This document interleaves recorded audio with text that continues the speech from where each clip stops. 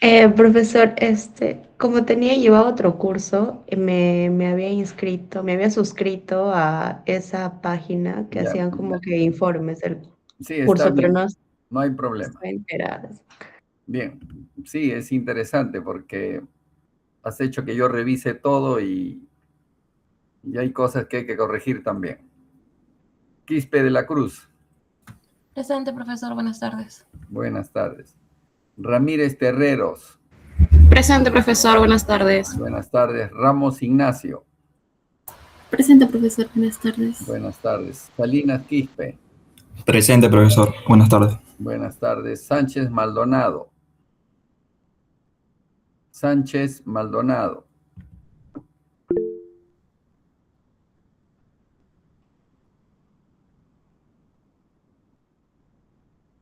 Silva Yanqui, Presente, profesor. Buenas tardes. buenas tardes. Tauma Salvador,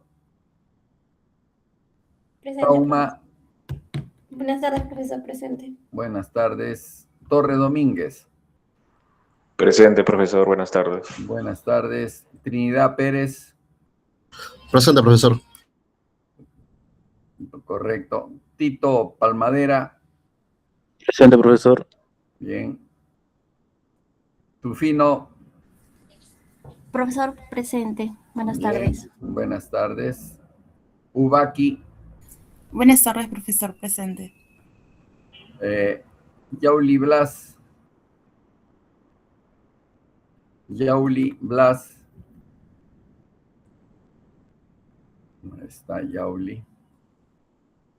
Infante Mesa, Presente, profesor. correcto. Bien.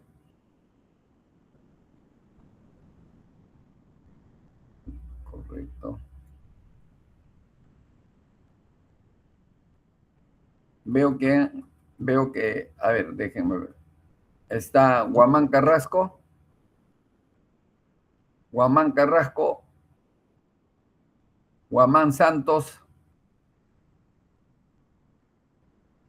Manuel Quispe, Manuel Quispe, Sánchez Maldonado, Profesor, sí, la dime. compañera Arlet está levantando la mano. Creo que tiene problemas con su audio. Sí, Arlet, dime.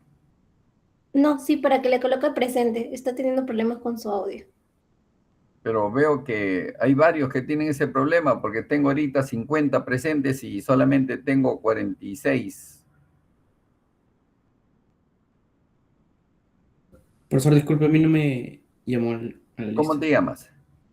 Villa, Edgar Adrián Villa Canales. Villa, pensé que estabas en España.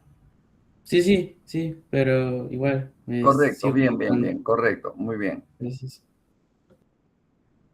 Sí, ya no hay problema contigo, Villa. Estás presente. Profesor, Dime, profesor, soy Arlet. Estaba entrando por mi laptop y no funcionaba mi audio, así que Arlet, tu entré por mi apellido. teléfono. Arlet, tu Sánchez apellido. Maldonado. ¿Cómo? Sánchez Maldonado. Sánchez Maldonado. Un momentito. A ver, tengo 50 personas, pero no está Guamán Carrasco, no está Guamán Santos, no está Manuel Quispe y no está Yauli Blas. Buenas tardes, profesor. Soy Yauli, presente. Correcto. Yauli, tienes que siempre estar presente temprano, por favor, porque por ustedes atraso las clases. Tengan presente eso, por favor. Ya son 6:14 ya. Ya, entonces está faltando 3 personas. Guamán Carrasco, Guamán Santos y Manuel Quispe. Quiere decir que yo debo tener 47 presentes, perdón, 48 presentes debo tener. Y veo que acá hay 3 personas y veo que en la asistencia del Meet hay 49 personas. ¿Alguien tiene doble celular o laptop? Por favor, quiero saber eso.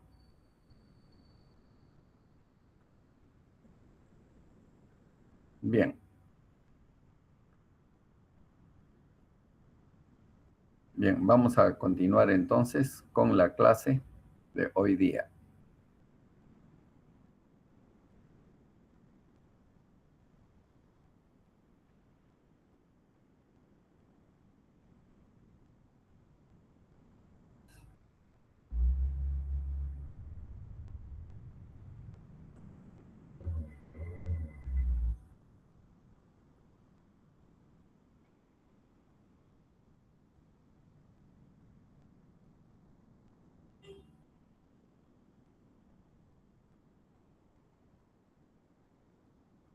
Bien, el día de ayer estuvimos hablando algunos conceptos de política económica y voy a ingresar a esa parte para que ustedes lo puedan verificar.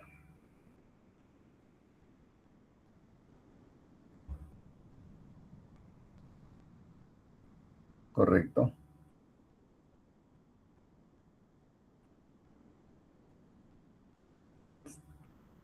¿Se ve bien? Por favor, chicos,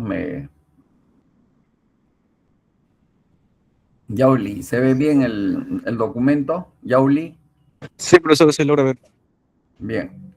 El día de ayer nos quedamos en este punto y habíamos mencionado la importancia, pues, de la política económica.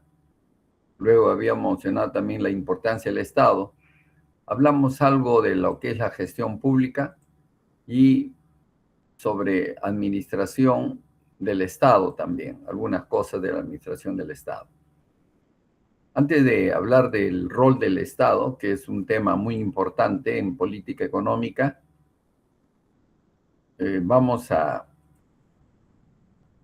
terminar esta parte de la presentación para luego hilar con la segunda parte en lo que nos quedamos el día de ayer.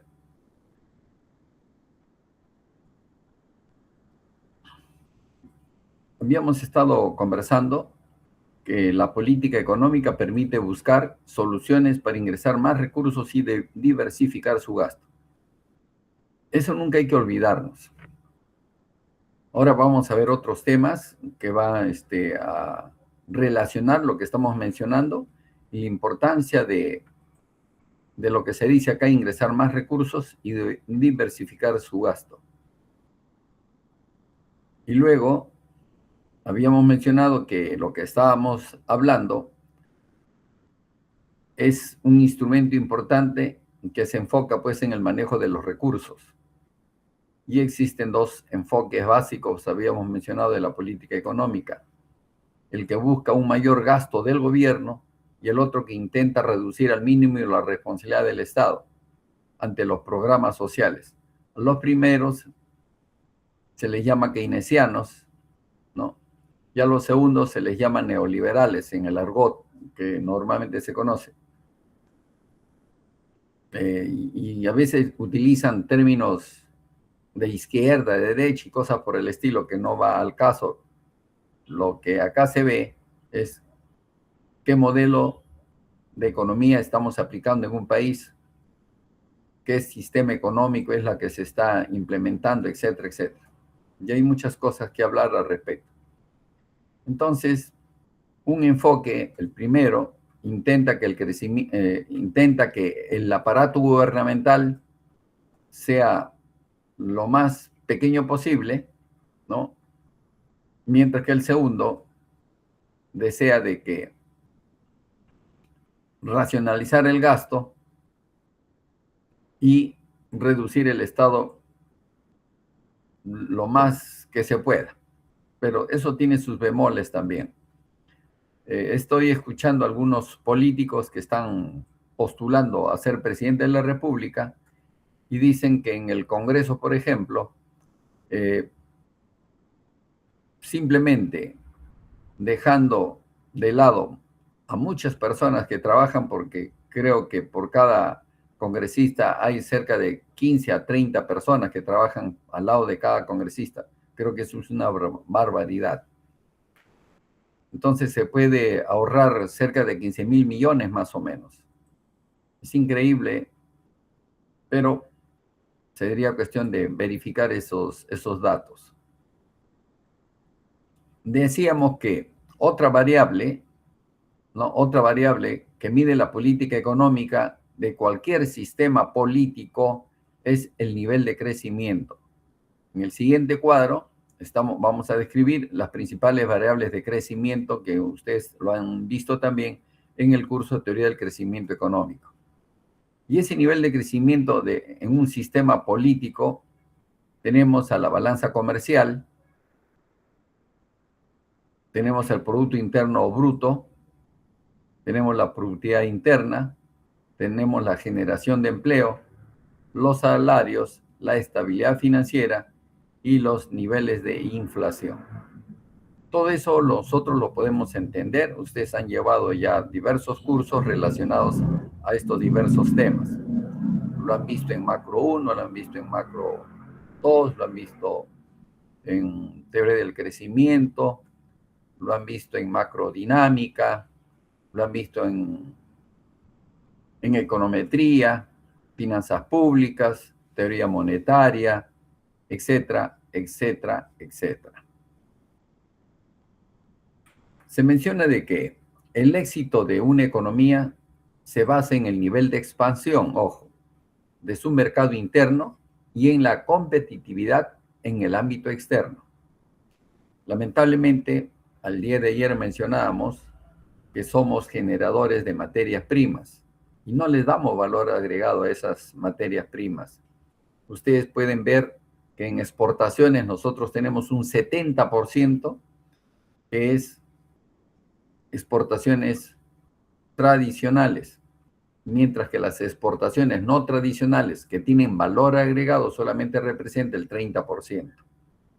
Además, ustedes muy bien saben que cuando uno hace un análisis del Producto Nacional Bruto, y eso es igual al Producto Bruto Interno más menos el saldo de factores primarios. Y ustedes muy bien saben de que cuando el saldo de factores primarios es negativo, entonces nos consideran que no somos un país desarrollado.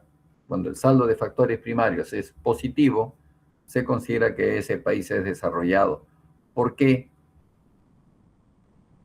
Hay tres características del saldo de factores primarios, tres elementos del saldo de factores primarios. Algunos llaman pago neto de factores, también se le llama, es otro sinónimo. Entonces, pueden utilizar cualquiera de estos dos conceptos. Saldo de factores primarios o pago neto de factores primarios. No hay problema. Pero, ¿qué corresponde a este saldo de factores primarios? Corresponde los intereses que ingresan y que salen de nuestro país. Ese saldo para nosotros es negativo. Luego tenemos las utilidades de las empresas que están acá, empresas extranjeras que están acá en el Perú, y las empresas de peruanos que están en el extranjero. Ese saldo también es negativo para nosotros. Luego tenemos un tercer rubro, que son las remesas.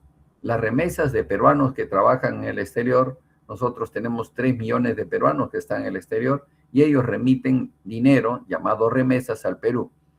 Más o menos hay un promedio entre 900 y $1,000 anuales que remiten al Perú. Más o menos es entre 27.000 a 30.000 millones de dólares que llegan a nuestro país en lo que es remesas. Ahí sí es positivo. O sea, lo que los extranjeros que residen aquí en el Perú remiten también remesas a sus países de origen. Llámese venezolanos, llámese españoles, llámese mexicanos, llámese ecuatorianos, chilenos, argentinos, brasileños, etcétera, etcétera, etcétera. Siempre más ingresan remesas que lo que sale remesas. Y solamente ese único rubro es que es positivo. Pero entre las sumas y las restas, nuestro saldo de factores primarios es negativo definitivamente. Por lo general, eso deben saberlo ustedes, una economía que no crece, repito, está destinada a ser dependiente de otras. Ojo lo que se está diciendo, ¿eh? Una economía que no crece está destinada a ser dependiente de otras. Ustedes están viendo cómo está moviéndose el mundo.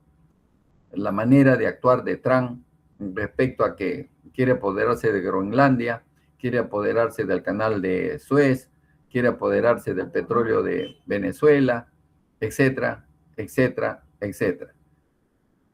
Y entonces Estados Unidos se está moviendo por todo el mundo. El derecho internacional se ha dejado de lado. Entonces estamos viviendo un momento, como se dice, crucial, en la que ya no hay uno solo, un hegemón, sino que hay varios hegemones, pero el hegemón no quiere dejar su trono, como se dice, ¿no? Y esos temas de eso, de dependencia, en teoría del desarrollo económico se ha hablado de lo que es la dependencia. Miren ustedes cómo está Europa, para ponerles un ejemplo nada más.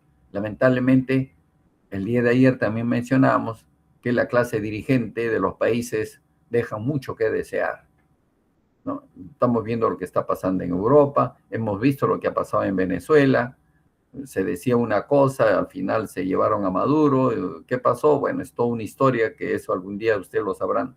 Ahora no habrá tiempo de conversar sobre este tema, pero que tiene que ver con política económica también, tiene que ver con la geopolítica del mundo y tiene que ver con la fortaleza del dólar, porque acuérdense ustedes que el dólar a partir de 1973 se llamó petrodólares. Ya el dólar no se respalda en oro. Antes se respaldaba en oro hasta el año de 1971. Nixon en forma unilateral dijo a partir de la fecha el dólar ya no tendrá respaldo en oro.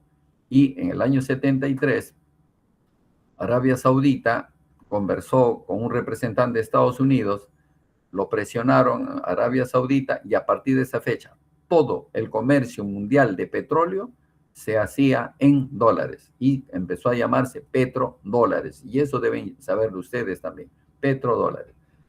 Por lo que actualmente, después de la crisis de este tema de Rusia con Ucrania, empezó todo el dilema de los Estados Unidos. A la fecha, Rusia ya tiene un 20% del territorio de Ucrania, pero detrás de todo esto está pues la OTAN, está Estados Unidos. Bueno, y no pueden con Rusia, ¿no? Han querido llevarlo al colapso, pero Rusia ha sacado sus misiles, llamado Oresnik, el Poseidón y otros, y ha parado más o menos el asunto. La cosa es que el mundo está cambiando y todo eso son variables que hacen que un país, como por ejemplo nosotros tenemos un hub muy importante que es el puerto de Chancay, y vamos a comercializar con la China directamente por ese lugar. Pero también vemos cómo se está moviendo Brasil, que su comercio lo quiere sacar por otra zona, no por Chancay, porque es muy caro sacarlo por la costa de Perú, porque hay que hacer una carretera que va a pasar por los Andes, y se supone que eso es muy caro. Bueno, eso está por verse. Todo eso tiene que ver con geopolítica. También uno tiene que entender qué es lo que está pasando en Colombia. Colombia tiene un corredor desde el Océano Pacífico hasta el Océano Atlántico con un tren de alta velocidad y para sacar sus productos que tiene también en Colombia. Entonces, si eso es así, muchas embarcaciones van a ir a Colombia y luego lo van a pasar hasta del Océano Atlántico al Océano Pacífico y viceversa, dejando de lado el canal de Panamá. Bueno, estoy tratando de que ustedes me comprendan de cómo es la política, cómo es la geopolítica y todas las cosas que uno tiene que ver. Y ahí todo eso tiene que ver con la geografía también, ¿no? La geografía es fundamental para entender muchas cosas. Entonces, repito esta parte. Por lo general, una economía que no crece está destinada a ser dependiente de otra. Y al contrario, una economía fuerte ofrece estabilidad al interior y se posiciona con éxito en la balanza comercial de exportaciones e importaciones. Tal es así de que el saldo de factores primarios se vuelve positivo, por supuesto. No obstante, no es tan sencillo controlar la balanza comercial, y eso es verdad. Más bien intervienen otros factores como el clima político, lo que estamos hablando justamente, la coyuntura electoral también, y el grado de aceptación de los ciudadanos hacia los programas que ofrece el gobierno que está en el poder. Otra política de Estado es el control de precios, ¿correcto? Pero ojo, acuérdense ustedes que el famoso o el tema de control de precios no es bueno. Ustedes saben que hay precios máximos, hay precios mínimos, entonces lo que se tiene que hacer es regular. Pero hablemos un poco de esto, de lo que se llama el control de precios. Esta es una herramienta que permite una estabilidad en el costo de los productos, para lo cual el gobierno interviene en el manejo de la economía, pero no es un control total, más bien solo en algunos productos básicos, mientras que en otros existe plena libertad para ofrecer los bienes y servicios que el Estado no puede controlar. Claro, cuando hablamos de control de precios en general, ya esa es una intervención del Estado y no funciona bien la economía, y eso no es bueno. Cuando hay ya ustedes muy bien saben que cuando hay precios máximos, eso conlleva, digamos, a que existan mercados negros, y eso lo saben ustedes, ¿no? Es decir, que existan otros mercados en los que los precios son otros. Ya en teoría hemos visto que los precios, mejor dicho, las empresas buscan quienes demandan, y esa demanda hace que el precio se eleve a un grupo de personas que tiene poder adquisitivo, lo adquiere pero a un mayor precio, y son los precios de mercado negro, que muy bien lo saben ustedes. Pero en este caso estamos hablando de 1 o 2 productos nada más, con la finalidad de que haya capacidad para que la gente tenga esos productos. Cuando un gobierno que controla todas las variables macroeconómicas se denomina proteccionista, mientras que uno que permite que la mayoría de los precios tengan libertad se podría definir como un libre mercado o neoliberal. Eso es así, definitivamente. Estados Unidos ha empezado a tener un proteccionismo, por eso empezó a subir los aranceles a los países. Pero detrás de los aranceles hay toda una historia también, desde el punto de vista de la política económica. Será motivo de otra conversación, pero tenemos que avanzar esta parte también. Por lo que la política económica permite que exista un equilibrio en las finanzas públicas del gobierno. Cuando hablamos del tema de equilibrio, esto pues es un asunto que posibilita al gobierno de turno seguir en el poder por largos periodos de tiempo. Claro, es importante que en todo gobierno existe un equilibrio en las finanzas públicas, porque si no hay equilibrio hay déficit fiscal, y esos déficits fiscales también están controlados en nuestro país, entre el 1 y el 2%, correcto.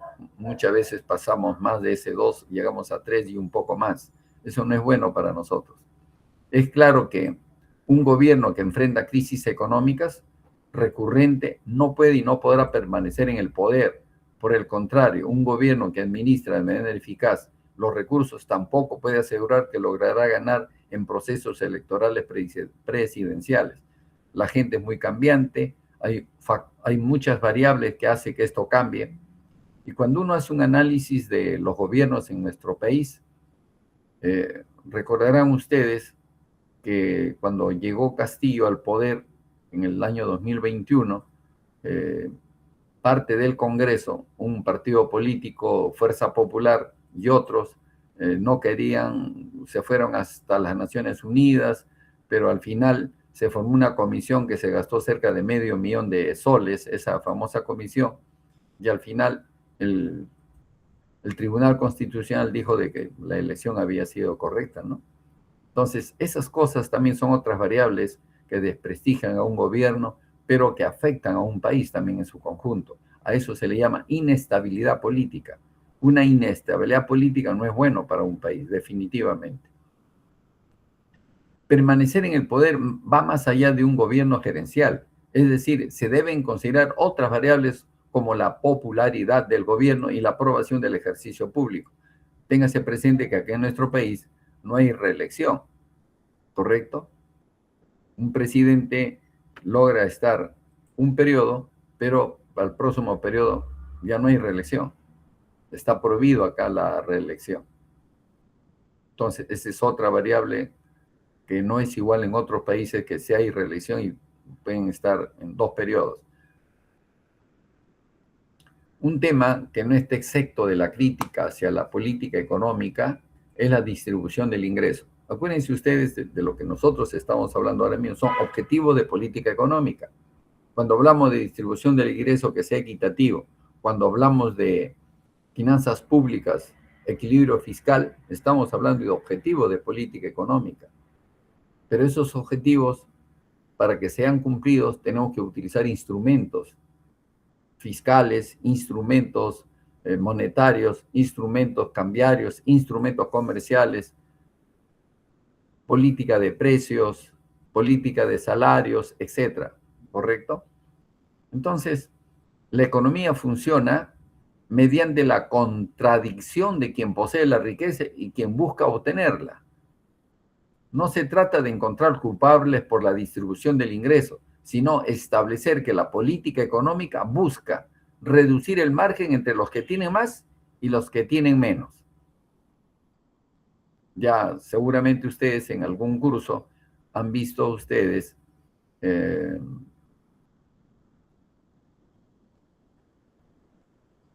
esos indicadores, el índice de Gini, por ejemplo, ¿no? Es uno de ellos para ver, digamos, cómo es que hay una mala distribución de la riqueza y ahí notamos nosotros esa brecha que existe en cada una de las regiones. Hay un informe del INEI respecto a esto, de lo que estamos conversando. Después también hay otro indicador, ¿no? Para ver, digamos, quién tiene casi toda la riqueza y quién tiene poca riqueza. También es otro indicador. Esa es la curva de Lorenz también, que es importante entenderlo. En teoría del desarrollo económico a veces se trata esos temas, o en otros cursos también. Entonces, podemos decir que la política económica se relaciona directamente con los instrumentos de política monetaria, es decir, del control de la moneda frente a otras. El objetivo es que la moneda local permanezca estable y no pierda su valor. Actualmente, nuestra moneda no pierde su valor. Y eso vemos que se ha revaluado, si quiero utilizar ese término. El dólar, al día de hoy, venta está a 3.37. Esa es la venta del dólar. Estaba a 3.50 y tanto, recordemos, 3.70 a veces. Pero cuando el dólar, el tipo de cambio por dólar en soles baja, eso nos da a entender que nuestra moneda, el sol, se está revaluando, ¿correcto? Por eso le decía que el objetivo de que nuestra moneda permanezca estable y no pierda su valor, lo cual podría causar una devaluación y perder competitividad en el mercado internacional. Tiene todos sus bemoles también. Chicos, un momentito, voy a la batería.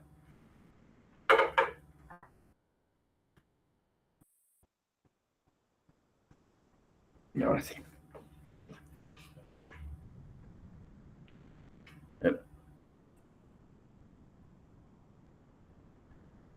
Otro elemento, ojo, otro elemento que determina la utilidad de la política económica es la cuestión fiscal del gobierno. Cuando hablamos de la cuestión fiscal, estamos hablando de política fiscal, que es un tema que ustedes lo han tratado bastante, me imagino, moviendo el ISL, el EM, etcétera, etcétera, ¿no? La tasa de interés, la demanda agregada, ¿no? Cómo mejora, qué hay que hacer para hablar de una política contractiva, una política expansiva, etcétera. Eso, en algún momento vamos a tratar esos temas también. La política fiscal ayuda al gobierno, eso lo saben ustedes, a fijar cómo obtener ingresos de parte de los ciudadanos. Es lo que conoce comúnmente como impuestos. Estos permiten al gobierno obtener recursos para implementar programas y políticas públicas. No obstante, el tema del alza o reducción de impuestos es un asunto sensible para cualquier partido en el gobierno también. Ven, miren ustedes cómo la política económica, tenemos que hablar de quién está en el poder, de un partido político que está en el poder, que es el que está gobernando, porque así la gente lo ha decidido, para bien o para mal, pero así la gente lo ha decidido. Entonces, la política económica permite explicar el trabajo y funcionamiento del sector público, es decir, explica, ojo, cómo se desarrollan los grupos o empresarios ajenos al gobierno. Repito, cómo se desarrollan los grupos o empresarios ajenos al gobierno. Cómo los actores políticos toman decisiones que puedan afectar el rumbo de la economía nacional o internacional. Como ustedes ven, la política económica nos lleva al sector público y ahí es donde se gesta, así que si quiero utilizar el término se gesta todo lo que estamos nosotros hablando por medio de la gestión pública, por medio de los instrumentos de política económica, llámese fiscal, monetario, cambiario, comercial, etc.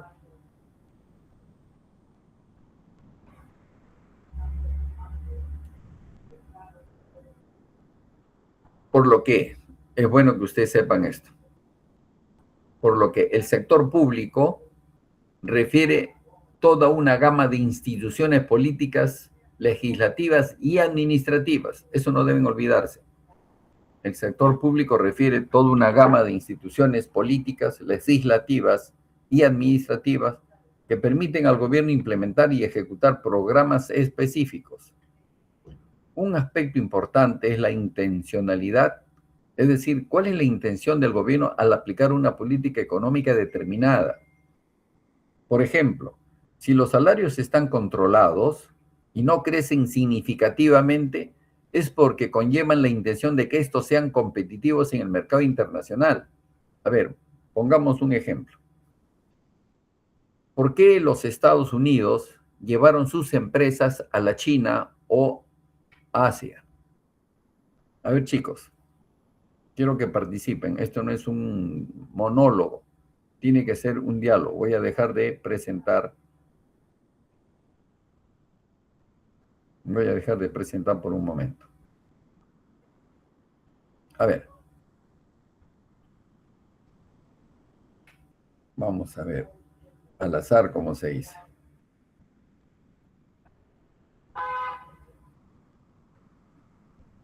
Villa.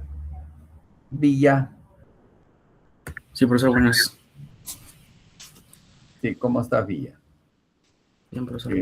Justo estamos en este tema de lo que es la política económica. ¿Por qué crees tú de que Estados Unidos llevó la mayoría de sus empresas, mejor dicho, los empresarios llevaron la mayoría de sus empresas a producir en la China? ¿Por qué crees?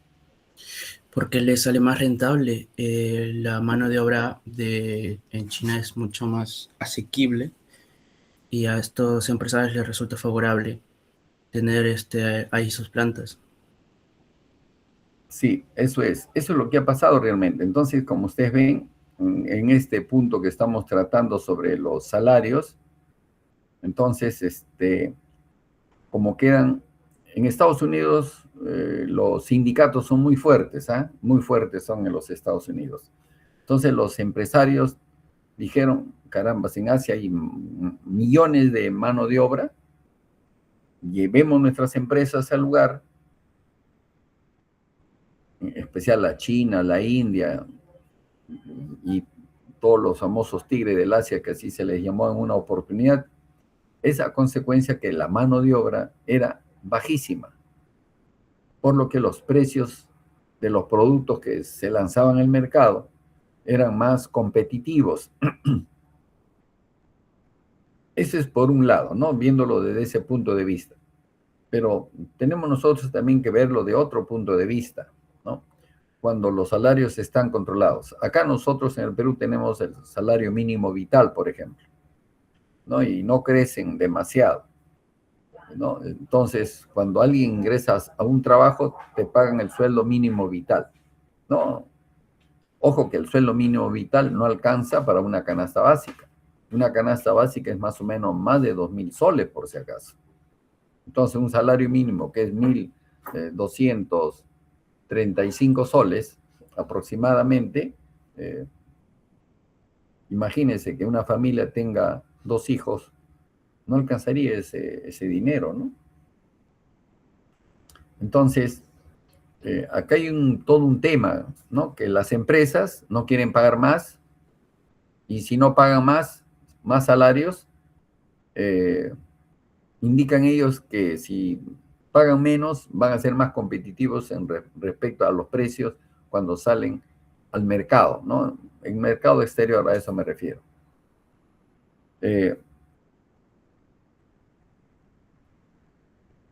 Si es competitivo en el mercado internacional, entonces eso es lo que ha sucedido pues en los Estados Unidos. Pero eso le ha jugado también una mala pasada a los Estados Unidos, porque se ha desindustrializado Estados Unidos, porque todas las empresas han estado en otros países. Ya creo que el día de ayer les mencioné de que para producir un iPhone y para que pueda llegar a Estados Unidos el iPhone, ustedes saben cuál es el precio, pero si se producía en Estados Unidos todo llegaba a costar como $30,000 más o menos, imagínense, ya no era competitivo en ningún sitio, era demasiado caro. Entonces, otro tema que creo que ustedes sí lo han hecho en finanzas públicas, lo han hecho en teoría del crecimiento económico, lo han hecho en teoría monetaria, también en macro 1, macro 2, etc.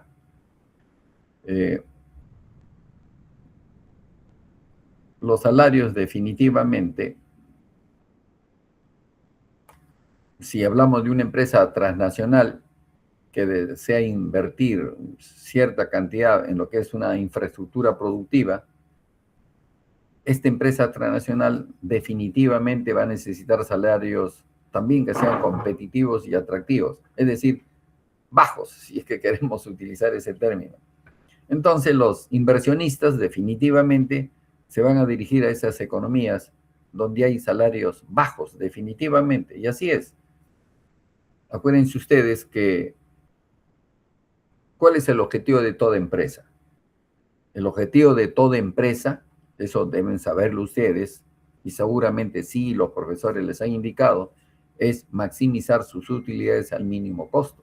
Ese es el objetivo de toda empresa o de todo empresario definitivamente. Y ese es natural que así se piense, y es correcto, si quiero utilizar la palabra correcto.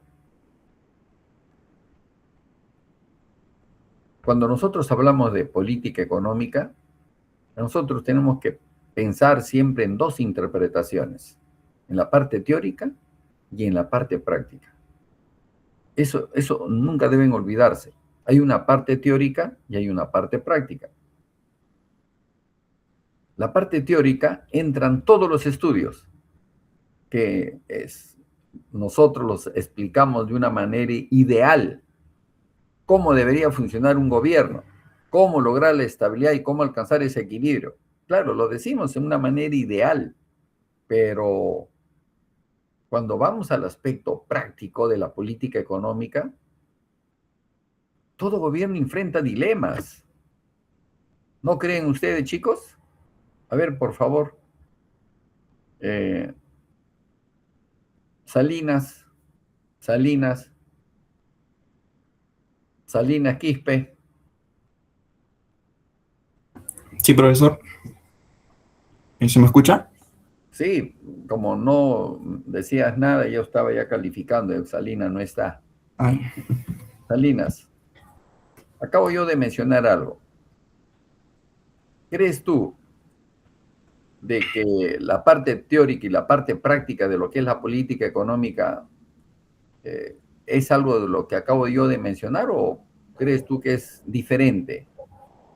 ¿Me puede repetir la pregunta, profesor? Disculpe. Ya ves, no estabas en clase, Salinas.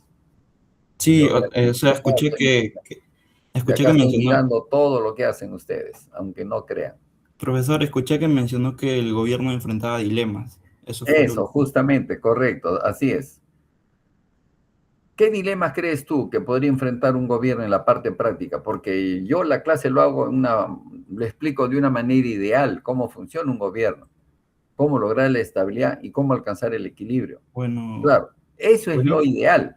¿Tú qué piensas en la parte práctica? eh, enfrenta dilemas ya que tiene un presupuesto limitado, ¿no? Ese por un lado. ¿Qué Ajá. más?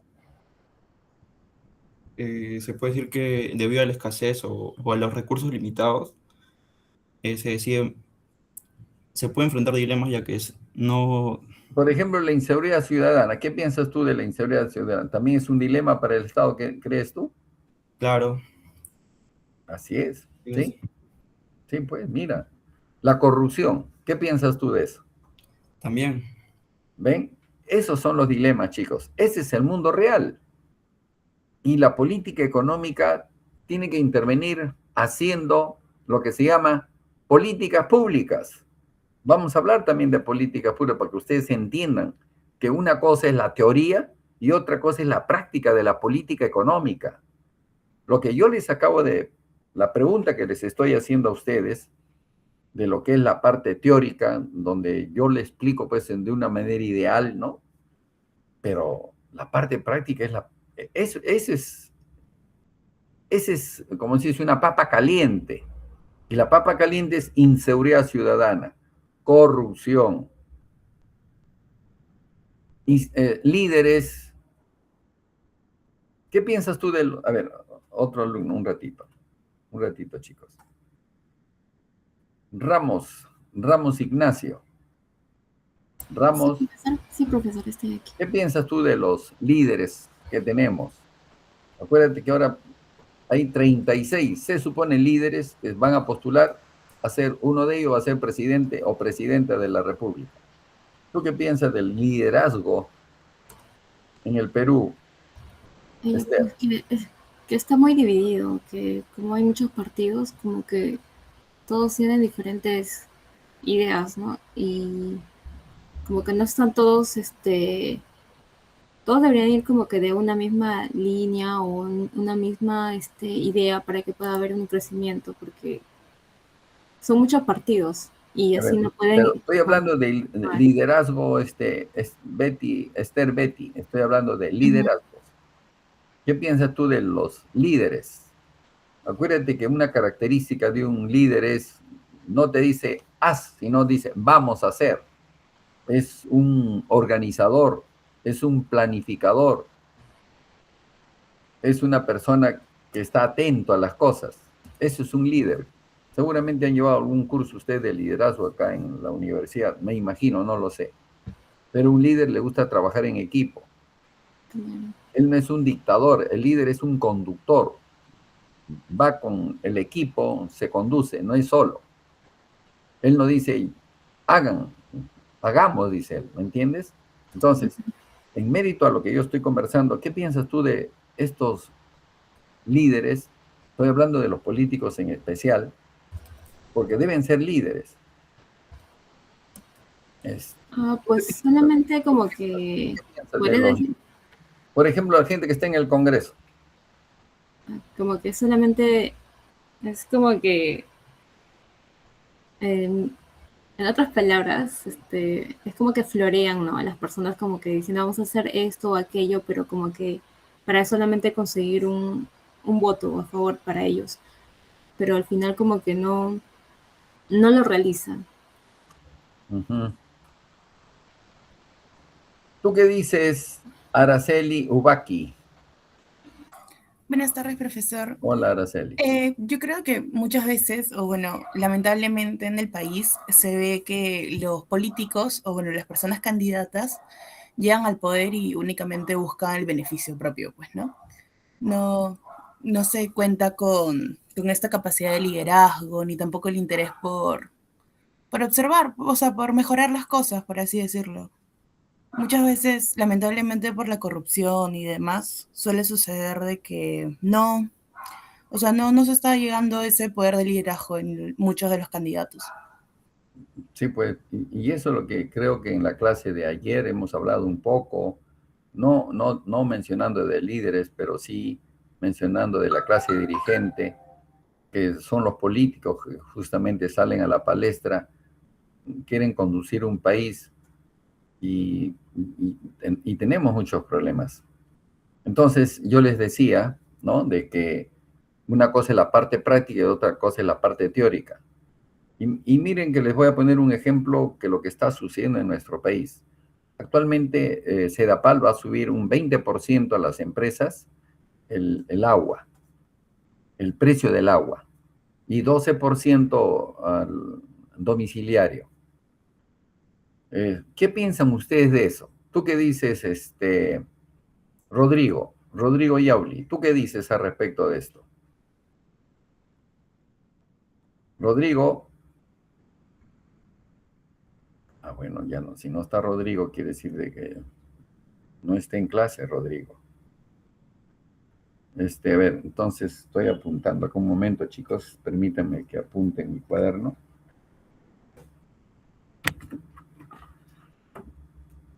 Yauli no está presente a la pregunta que se hizo.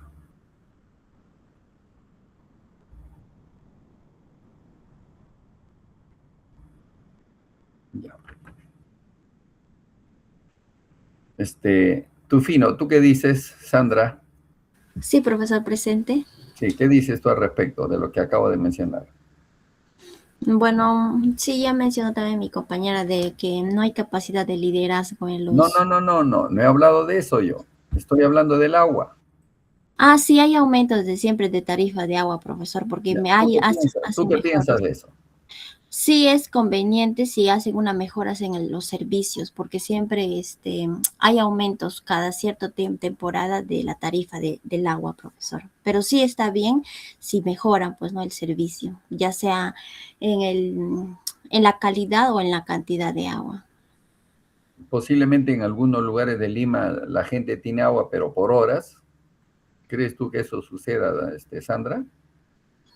Claro, hay varios distritos que solamente por un periodo, a una hora exacta, llega el agua, ¿no? Entonces tiene que almacenar en bidones.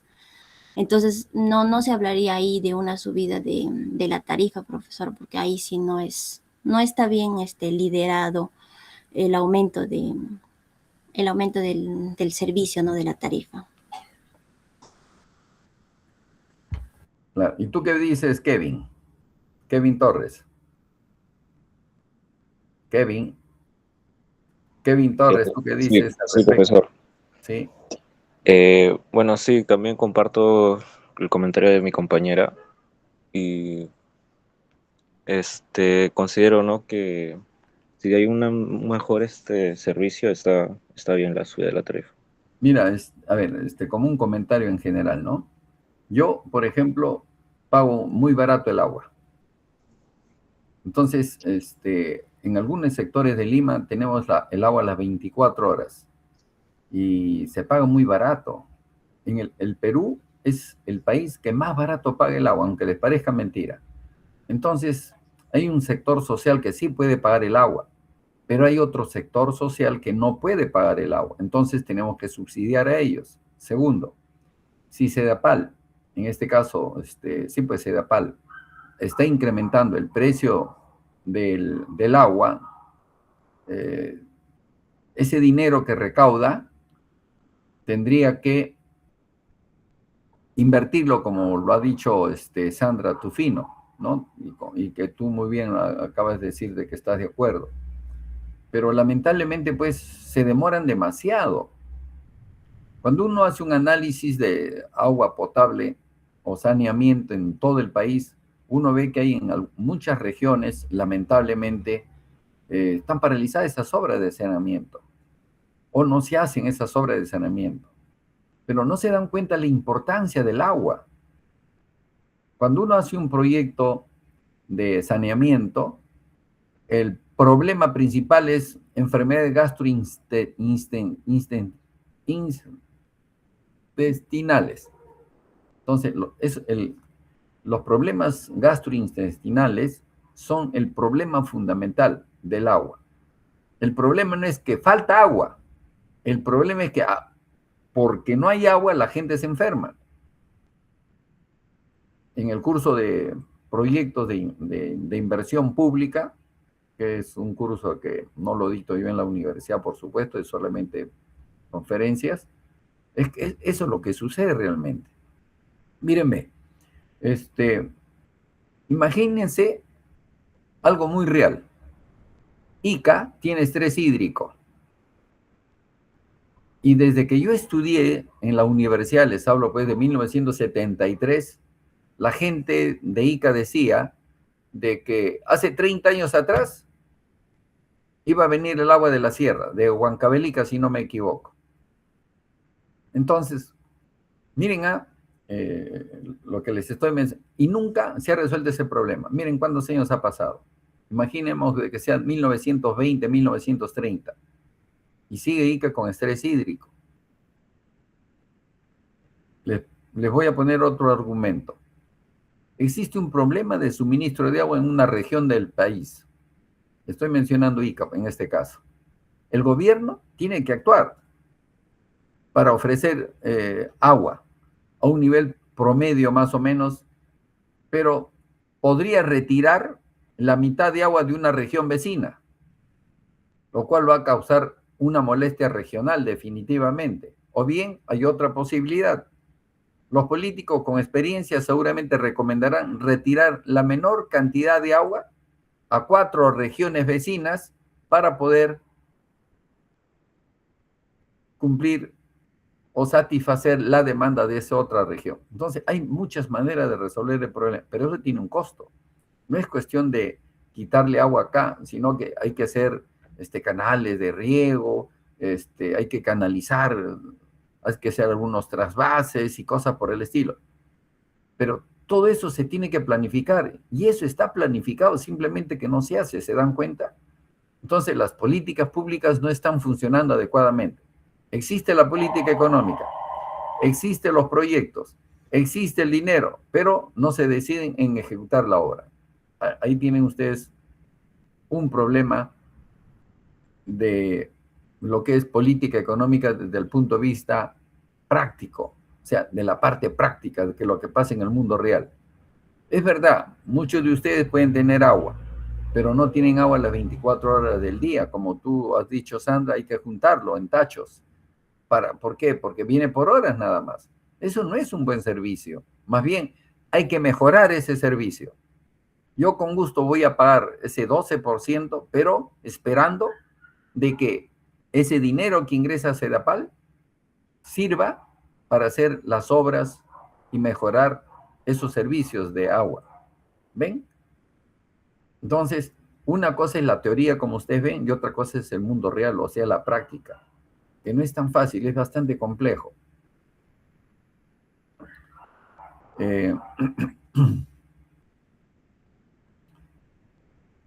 Volvamos nuevamente a nuestra parte teórica, ¿ya?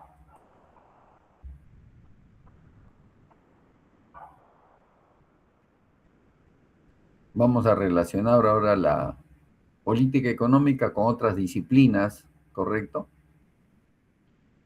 Me dicen si se ve, por favor, chicos. Sí se ve, profe. Ya vino Yauli. Yauli, ¿está presente Yauli? Sí, profesor. ¿Qué pasó, Yauli? Antes te llamé.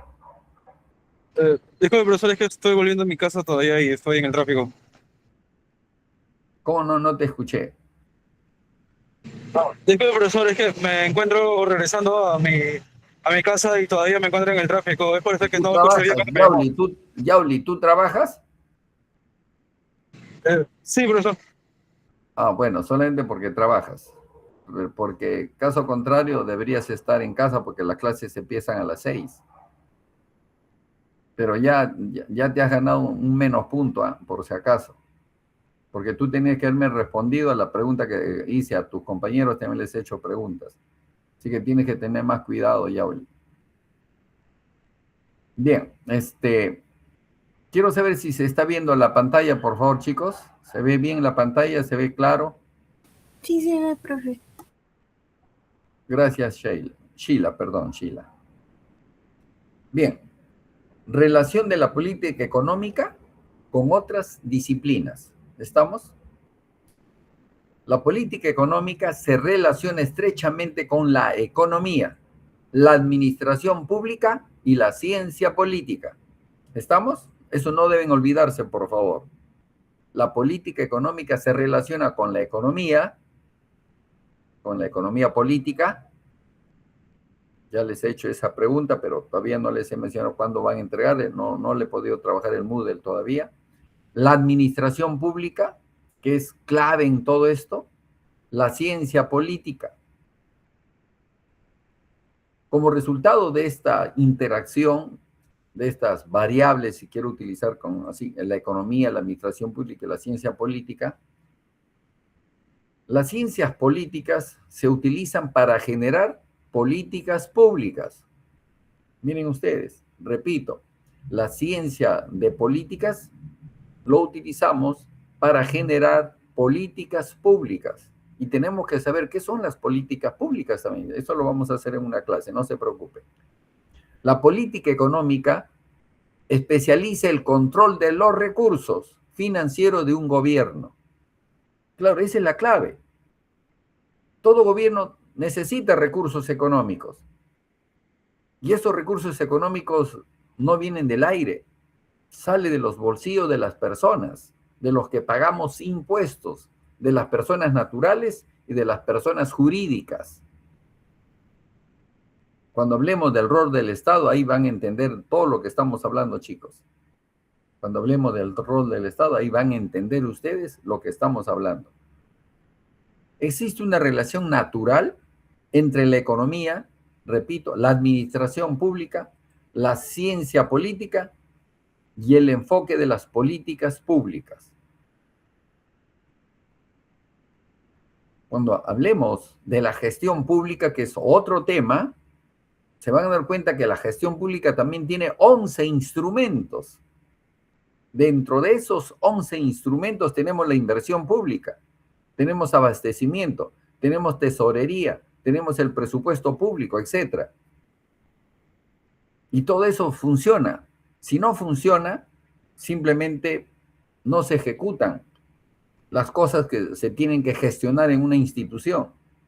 Llámese universidad, llámese ministerio, llámese un distrito, llámese un gobierno regional, llámese el país en su conjunto. Me van a entender luego, chicos, no se preocupen, me van a entender.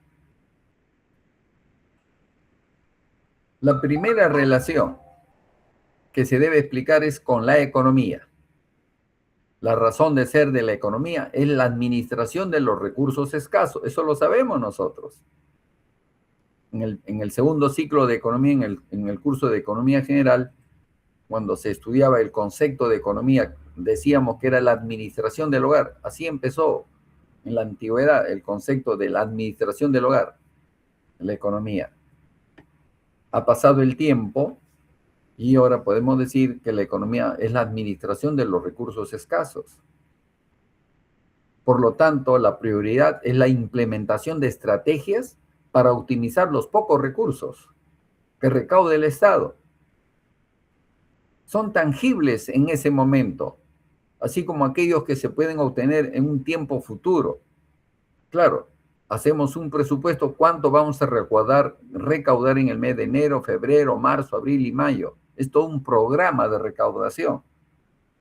No es tan simple. Por lo que la política económica establece dos principios básicos para el ordenamiento del presupuesto. Existe la ley del presupuesto del sector público para el año fiscal 2026, que fue aprobado el 30 de noviembre del año 2025. Existe una ley de equilibrio financiero del presupuesto del sector público para el año fiscal 2026 también. Miren, no solamente hay una ley de presupuesto, también hay una ley del equilibrio financiero del presupuesto. Y además Hay una ley de endeudamiento del sector público para el año 2026 también. Entonces, hay 3 leyes, por si acaso, 3. No vean este número que están acá, no lo vean. Solamente lo que interesa es que usted sepa que existen 3 leyes para que funcione la política económica en un país. La ley de presupuesto del sector público, la ley de equilibrio financiero del presupuesto del sector público y la ley de endeudamiento del sector público. Son 3 leyes fundamentales. Además, usted muy bien sabe que existe un organismo que se llama el Comité o Comisión Fiscal, que es el que verifica si estamos bien o estamos bien recaudando, si hay equilibrio, hay déficit fiscal, y muchas veces cuando sale el presupuesto general de la República, esa comisión fiscal o ese comité fiscal analiza y pone reparos. Luego ese documento también va al Banco Central de Reserva y ellos también hacen los reparos del caso. Entonces se trabaja en equipo, como se dice, para la política monetaria y para la política fiscal. Entonces hay una conversación entre ellos. No lo vemos nosotros, pero así se trabaja, por si acaso. Por eso es que salen estas leyes. La ley de presupuesto público, la ley de equilibrio financiero y la ley de endeudamiento. Son 3 leyes fundamentales para que funcione una economía de cualquier país. No deben olvidarse lo que acabo de mencionar. No interesa el número de la ley, no interesa el año tampoco en este caso. Lo que interesa es que existen 3 leyes. Repito por tercera vez. Ley de presupuesto del sector público, ley de equilibrio financiero y ley de endeudamientos. Esas 3 leyes son fundamentales. La relación de la economía con la política económica es muy estrecha, ya lo han visto ustedes, y mantiene la estabilidad en las finanzas públicas del Estado. La política económica se relaciona estrechamente con la administración pública también. Esta interacción ofrece 2 posibles interpretaciones: un enfoque neoliberal o un enfoque de un Estado benefactor, o como quieran llamarlo. Entonces, ahí están los enfoques de lo que es la política económica también en la administración pública. Para situar las similitudes y diferencias entre ambos enfoques, describiremos algo al respecto. El primer enfoque, creo que el día de ayer, voy a mirar habíamos hablado de que ustedes tienen que ver y que indiquen ustedes qué es neoliberalismo en sus características, que es una pregunta que el día de ayer, que luego les voy a decir cuándo van a presentar ese trabajo. Acá estamos tratando de analizar este primer enfoque, el neoliberalismo. ¿Qué busca el neoliberalismo? Busca que la administración pública y su respectiva estructura político-burocrática sea mínima. Quiere que el Estado sea lo más pequeño posible. Existan menos ministerios, menos burocracia, ¿correcto? Es decir, tiende al adelgazamiento del Estado. Un ejemplo, el Congreso de la República. No es posible que un congresista en promedio tenga cerca de 30 personas. Imagínense ustedes. Si se redujera la mitad, ¿saben ustedes cuánto gana una secretaria? Más de 5.000 soles. Entre 5.000 y 8.000 soles gana una secretaria. Y muchas veces solamente es puesto ahí por el congresista porque pertenece a su partido político. No hay meritocracia, no hay meritocracia. Si hubiera meritocracia, con gusto se le paga los 8.000 soles, ¿no? Pero bueno, ese es nuestro mundo en la que nosotros estamos viviendo. A pesar que ya les dije que el artículo 58 de la Constitución dice que somos una economía social de mercado, más es lo que se aplica una economía de mercado o una economía neoliberal. Esto funciona, o sea, estamos hablando de cómo la administración pública para el neoliberalismo intenta que sea lo más pequeño posible, lo más chiquito posible, Esto funciona como una prioridad porque entre más grande es la estructura del gobierno, más costosa es para mantenerla también. No deja de tener la razón, ¿ah? Sí, no deja de tener la razón también, pero tampoco se puede abusar, ¿me entiende? Hay que tener mucho cuidado con esto. Se busca un Estado racional, es decir, que funcione con pocos empleados y que esto hagan más tareas con los mismos salarios. ¿Ven? Eso también busca el neoliberalismo. Ya esa es una manera de explotación también del hombre por el hombre. El neoliberalismo como política económica asume que la provisión de ciertos bienes y servicios debe estar a cargo del sector privado. Por lo tanto, se desregulan tareas que antes estaban como obligación del Estado. Nosotros podemos analizar los gobiernos que han pasado por nuestro querido país. Hubo un gobierno de Velasco, por ejemplo, donde nacionalizó muchas empresas, y eso tiene todo un análisis que hay que hacer desde el punto de vista de la sociología, desde el punto de vista de la política y de todos los problemas, otras variables que uno tiene que analizar. Acuérdense que ustedes que en el año 1963, 64, había guerrillas acá dentro del Perú. ¿Por qué? Porque había grandes latifundios. Por eso la historia es bueno conocerla. Para nosotros, como ustedes, como futuros economistas, entiendan y comprendan cómo era nuestro país. Arguedas, por ejemplo, José María Arguedas, ha escrito muy excelentes libros relacionados a la economía de nuestro país. El maltrato que le daban su madrastra, ¿no? A él. El papá viajaba, era un juez, la mamá lo tenía, cuando estaba el papá lo tenía bien limpiecito, pero cuando el papá se iba, la señora era tan abusiva que lo ponía al lado de sus empleados, si quiero utilizar ese término, ¿no? Pero lean los libros de Arguedas, por si acaso. El zorro de arriba, el zorro de abajo, y otros. Arguedas tiene excelentes libros, chicos, lean ustedes para que entiendan cómo era nuestro país. Lean los libros de José Carlos Mariátegui también para que entiendan ustedes cómo era el país en esas épocas, en 1930. Lean algunos libros de Aya de la Torre, que también son interesantes, por si acaso. Lean libros de otros autores. Hay un libro de, el apellido sé que es Belaúnde, sobre realidad nacional, así se llama el librito, Realidad Nacional. Es un librito bien antiguo, pero interesante leerlo. Los 7 ensayos de la realidad peruana es interesante leerlo. Ustedes tienen que leerlo para que entiendan cómo era nuestro país en esas épocas, cómo hemos evolucionado, cómo eran nuestras riquezas, cómo han sido explotadas nuestras riquezas. Huancavelica, que era una región riquísima en minerales, ahora no tiene nada. Se ha explotado todo, pero no ha quedado nada, ¿no? Para el país, como se dice. Entonces, eso es una forma de dependencia también. Es una forma de dependencia. En teoría del desarrollo se habla de esos temas, pero hay que leer a profundidad muchos temas, muchas cosas.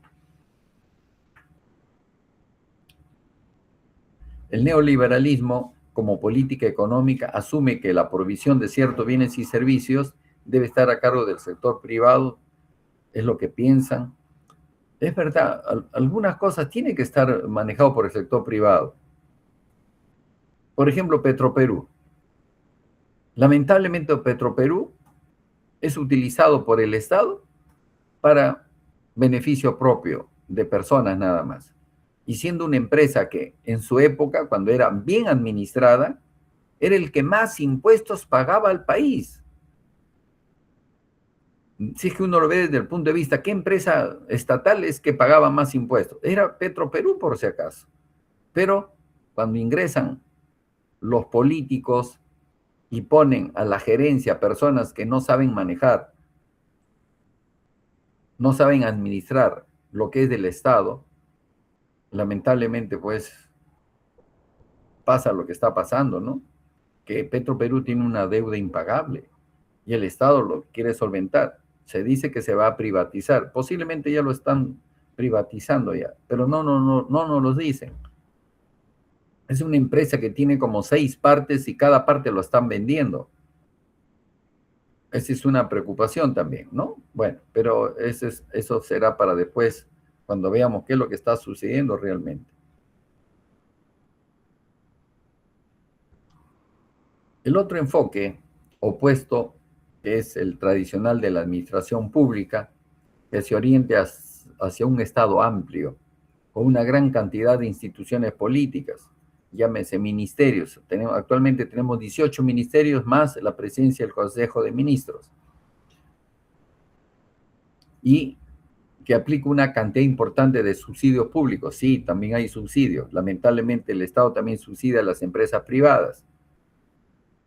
Hay una famosa ley Klimper, ¿no? Que es una empresa agroexportadora, pero se le subsidia a estas empresas, se supone para que sea competitivo, pero también además tienen el drawback, que es una devolución del IGB para los productos que se exportan, que también seguramente en algún curso, negocios internacionales o economía internacional, seguramente han tratado de este tema de los drawback, ¿no? De esa devolución de los impuestos a los agroexportadores. Este enfoque se denomina estado de bienestar.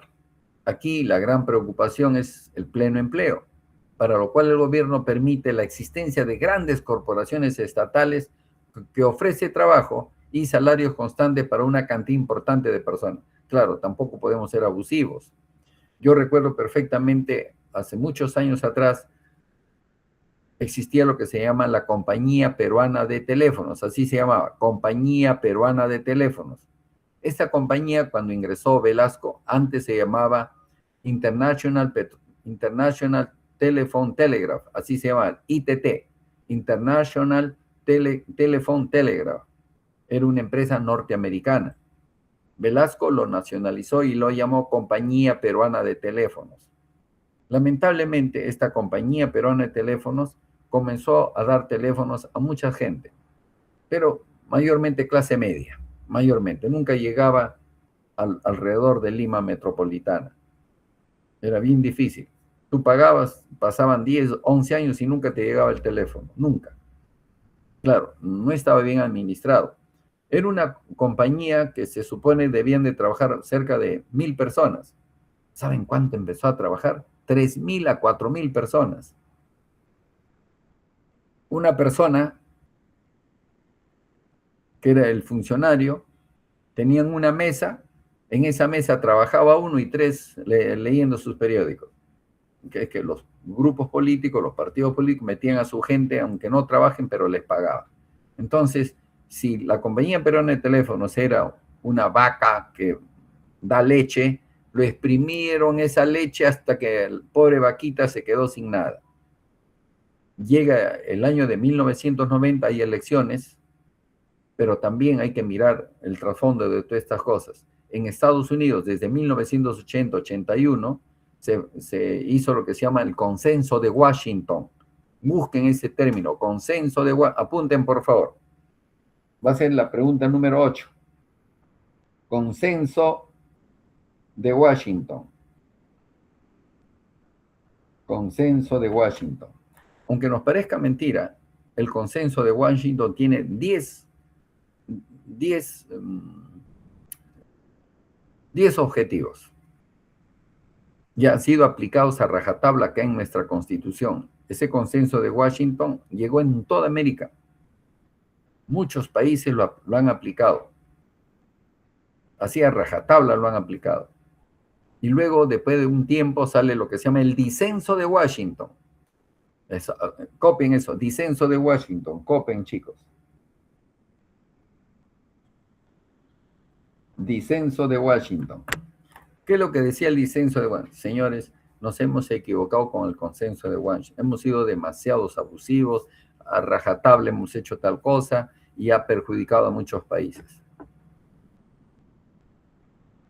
Por ejemplo, en el aspecto económico de nuestra Constitución, cuando le damos estabilidad financiera como ley a las empresas que explotan nuestros minerales, ahí hay un error. Actualmente, esas empresas habían considerado que el precio del oro era $400. Miren, $400. ¿Cuánto está ahora la onza Troy de dólares? $4.500. Yo digo, ¿y esa diferencia de esa sobreganancia, algo están pagando estas empresas? No, no están pagando una sobreganancia. ¿Ven? Ahí tenemos esos problemas. Cuando el Estado les hace juicio a la compañía de teléfonos, el Tribunal Constitucional le dice no, que no paguen estas empresas, que no paguen, porque el Estado está siendo abusivo cobrándole esos impuestos. Como 5.000 millones de soles, imagínense. ¿Ven? Entonces, las instituciones también no están funcionando bien. Entonces, una cosa es la teoría y otra cosa es la práctica, el mundo real. Entonces, cuando hablamos del estado de bienestar,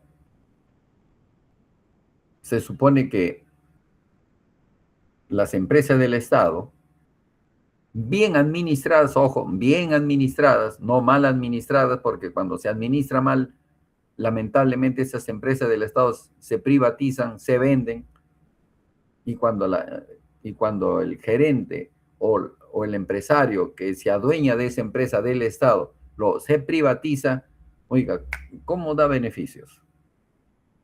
¿Ven? Entonces es una cuestión de administración nada más, no es otra cosa.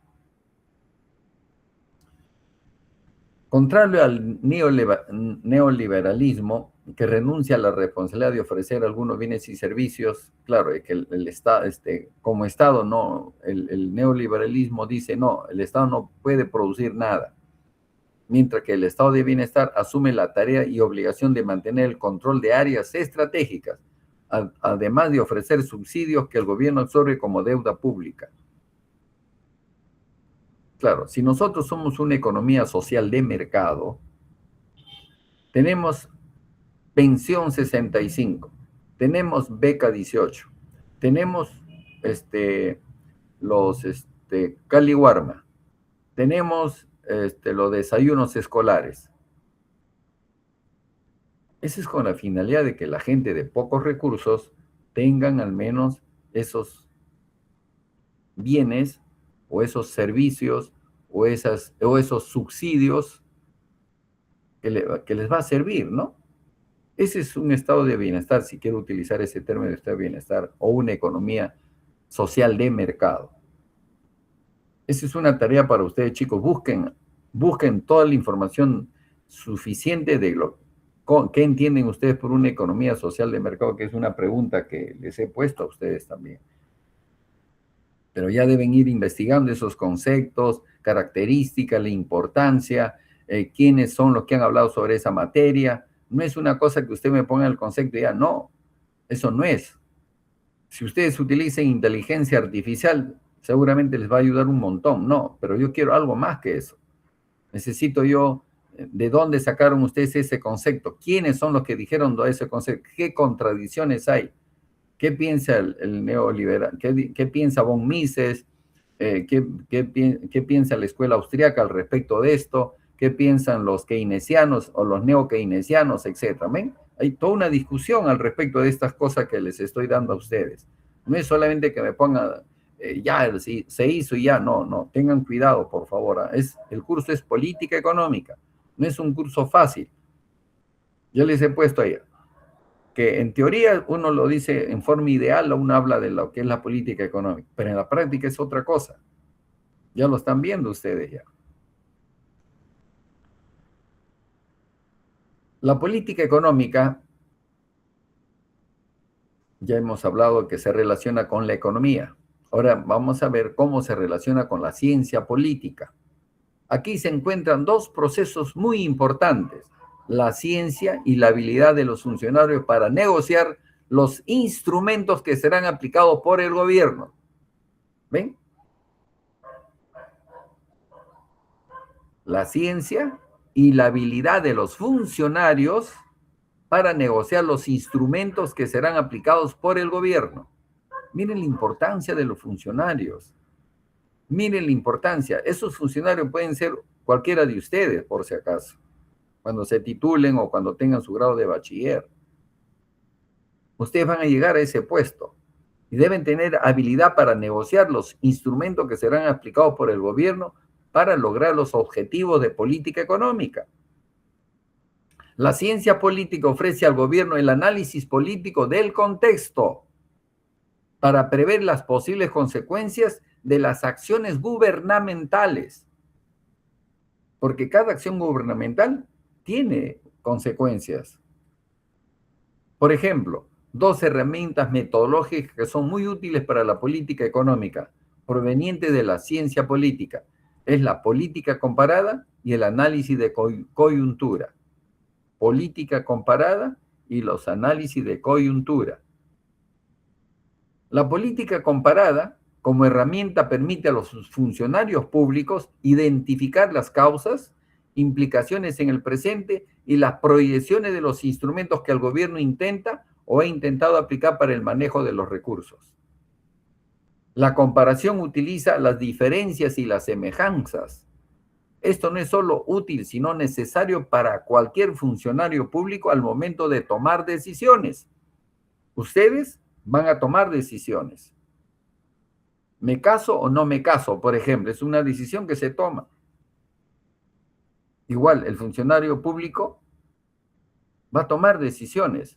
Y esas decisiones pueden ser malas, pueden ser buenas o pueden ser malas para el país. Si estás en un ministerio, tus decisiones conlleva pérdidas de cosechas, por ejemplo, entonces el ministro de Agricultura va a ser el afectado. A él le va a llegar, como se dice, el chicote. Pero ¿quién tuvo la culpa? Por las malas decisiones que tuvo el funcionario público. Por no haber utilizado no haber hecho los análisis de coyuntura adecuadas, no haber utilizado los instrumentos de política adecuada, que son de la ciencia política justamente. Entonces, vean ustedes de que muchas veces las decisiones de los políticos, cuando se contrata a una empresa para que hagan agua y desagüe, muchas veces esas decisiones son desastrosas porque sale una empresa que empieza la obra y luego lo abandona porque no le conviene posiblemente, o etcétera. ¿Cuántos otros motivos puede haber?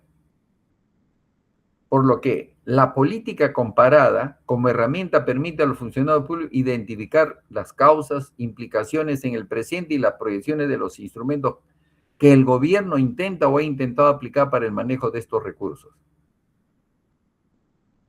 Por otra parte, el análisis de coyuntura auxilia al funcionario a comprender el clima político, es decir, el contexto social del momento. ¿Ves? Ahorita hay un contexto social, hay un clima político, va a haber elecciones. Entonces los políticos están tratando de convencer a sus clientes. ¿Quiénes son sus clientes? Todos y cada uno de nosotros, que somos los que vamos a votar. Y tenemos que decidir dentro de los 36 partidos políticos, de los 36 tenemos que elegir a uno. Lo ideal es hacerlo a comienzos de primavera, cuando la planta está más activa. Se ha filtrado una bulla, ¿no, chicos? Disculpen, ¿eh? Creo que es el vecino del costado, ha prendido su radio.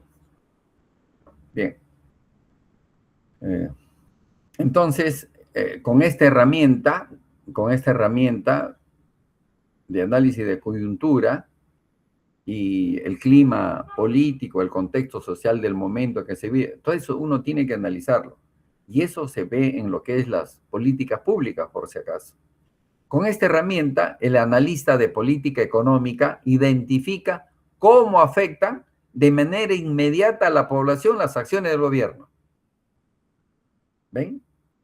Por ejemplo, actualmente los empresarios de las empresas privadas que les han comunicado de que el agua va a subir un 20%, ellos ya están ahorita indicando que es muy caro y cosas por el estilo, imagínense.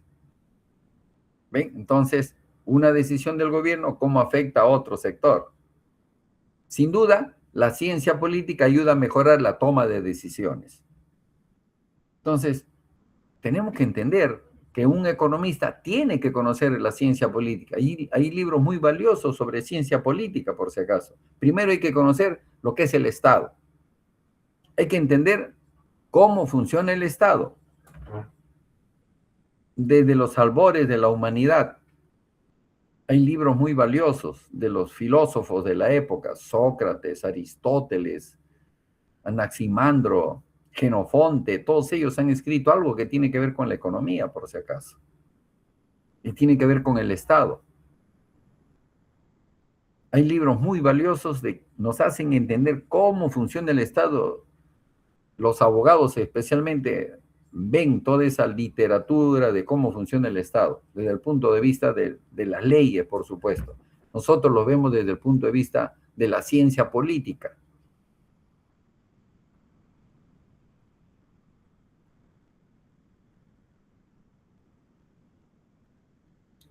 Finalmente, la política económica está estrechamente ligada con la ciencia de políticas, es decir, las políticas públicas, ¿ven? Cuando uno dice con la ciencia de políticas, estamos hablando de las políticas públicas, por si acaso. Muchas veces nosotros encontramos en algunos libros, en la literatura, que habla de ciencia de políticas.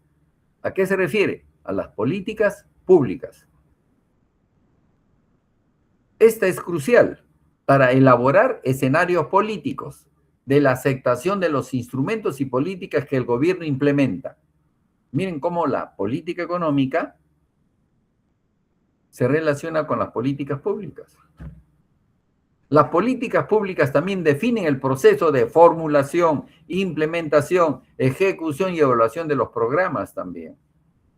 La política económica, para su correcto funcionamiento, requiere de una extensa relación con otras ciencias, ya sean sociales, económicas, administrativas, incluso hasta opciones que provienen de la filosofía. Claro que sí, claro que sí. Yo recuerdo de Umberto Eco. Ha fallecido hace poco Umberto Eco. Él es un filósofo. Busquen a Umberto Eco. La filosofía y la economía. Y nos da duro Umberto Eco. Y critica a varios premios Nobel inclusive, por si acaso. Busquen ese librito. Yo lo tengo, no lo tengo en PDF, pero sí lo tengo como documento, pero voy a ver si lo consigo en PDF y yo se los voy a poner, porque es bueno saber qué es lo que piensa Umberto Eco respecto a lo que es la economía. Y nos da duro, por si acaso. Nos da bien, bien duro. Y tiene razón en muchos aspectos Umberto Eco, por si acaso.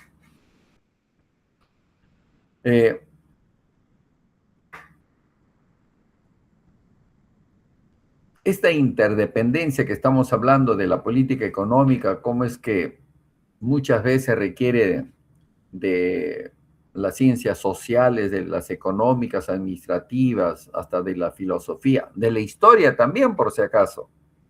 De la historia también. Yo lo tengo en PDF, tengo yo el libro de Bruno Seminario. Se los voy a poner en el Moodle también. Tiene mil y pico de páginas tiene, pero es un libro excelente. Creo que el día de ayer le dije que estuve no sé en qué lugar de Lima y vi que lo estaban vendiendo a 60, 55 soles. Un libro que cuesta como 150 soles en la Universidad del Pacífico. Ya lo han pirateado ya, lamentablemente.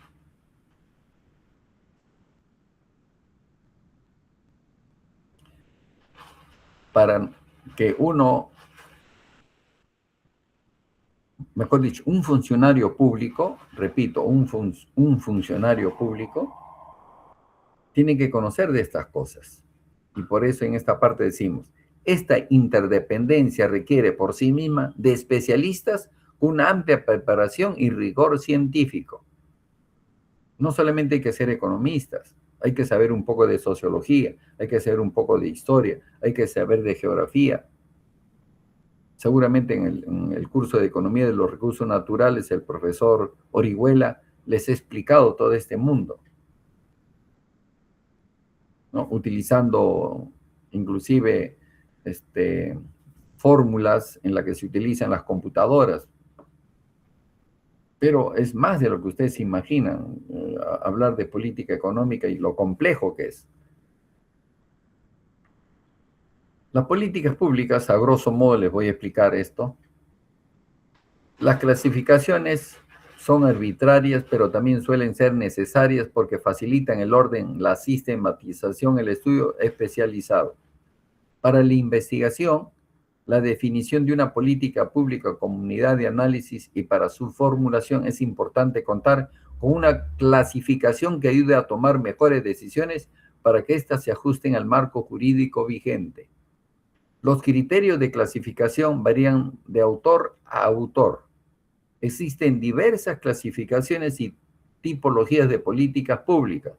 Por ejemplo, Theodore Lowy, desde un enfoque politológico, presenta políticas públicas de 4 tipos. Las políticas públicas son de 4 tipos: regulatorias, distributivas, redistributivas y políticas constituyentes.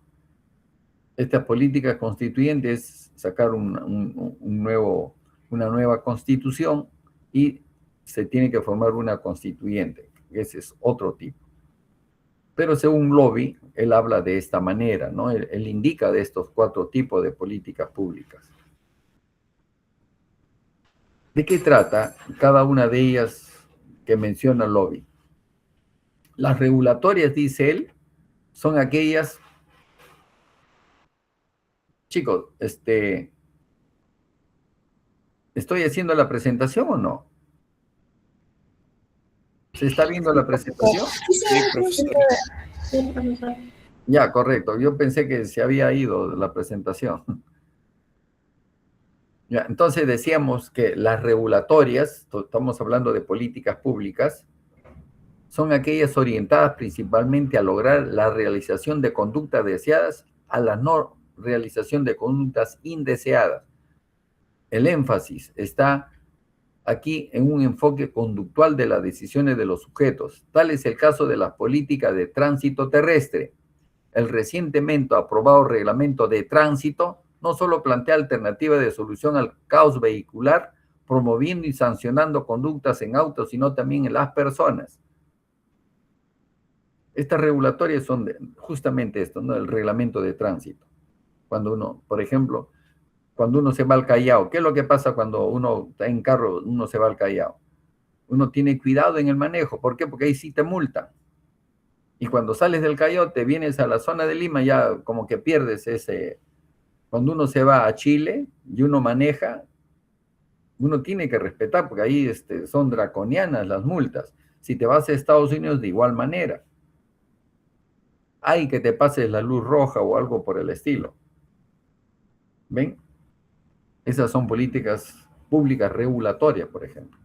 Las distributivas, aquellas destinadas a prestar bienes o servicios a los ciudadanos.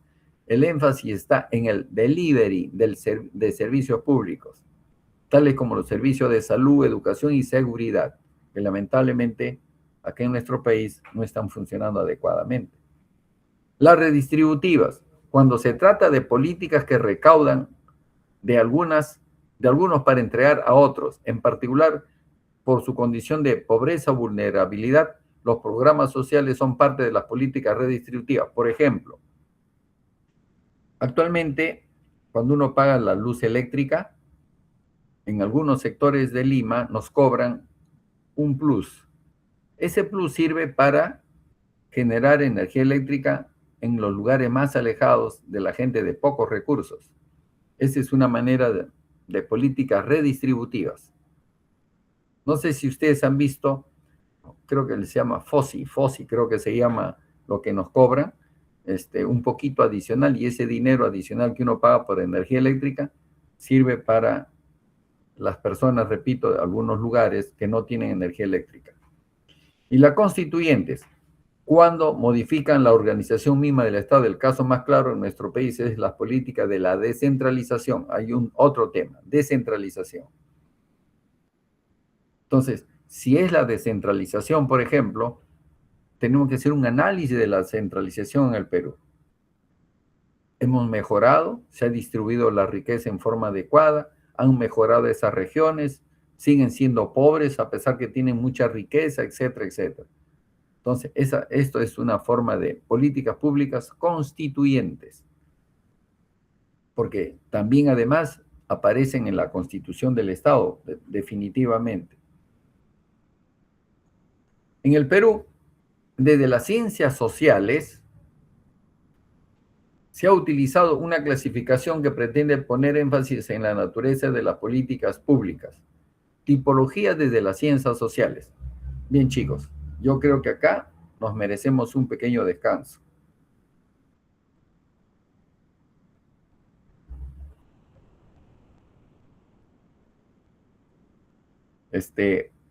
Junior, ¿me estás escuchando?